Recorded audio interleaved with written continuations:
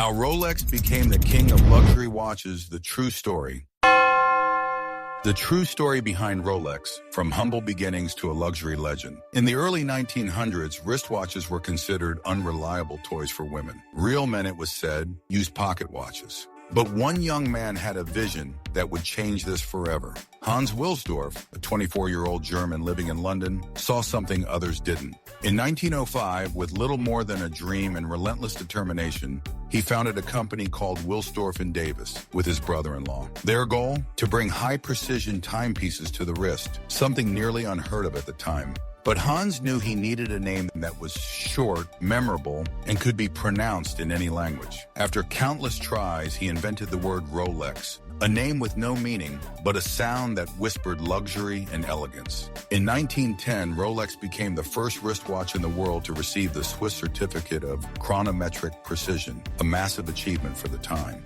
Just 4 years later, they earned the prestigious Class A certificate from the Kew Observatory in England, a recognition only marine chronometers had achieved before. But Wilsdorf was obsessed with more than precision. He wanted durability. In 1926, Rolex introduced the Oyster, the world's first waterproof wristwatch. It was sealed shut like an oyster shell, resistant to dust and water. To prove it, Rolex gave it to Mercedes Gleitze, the first British woman to swim the English Channel. She wore the watch during her 10-hour swim. When she emerged, cold and exhausted, the Rolex was still ticking, a marketing masterstroke. Then, in 1931, Rolex unveiled the perpetual rotor, an invention that made the Rolex a self-winding automatic watch. It harnessed the wearer's movement to keep the watch running, a revolution in watchmaking that others would later follow. During World War I, Rolex moved to Geneva, Switzerland, as anti-German sentiment and high taxes gripped Britain. This move helped Rolex become a global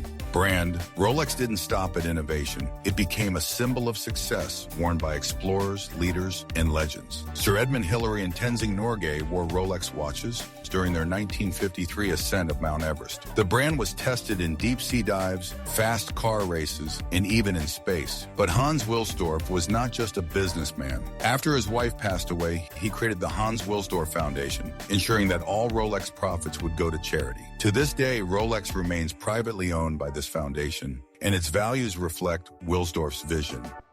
Innovation, excellence, and giving back. From the streets of London to the peaks of Everest and the depths of the ocean, Rolex is more than a watch. It's a story of ambition, belief, and the pursuit of perfection. If you like this video, please subscribe to my channel and stay tuned for part 2, continuing the story of Rolex's journey to global luxury.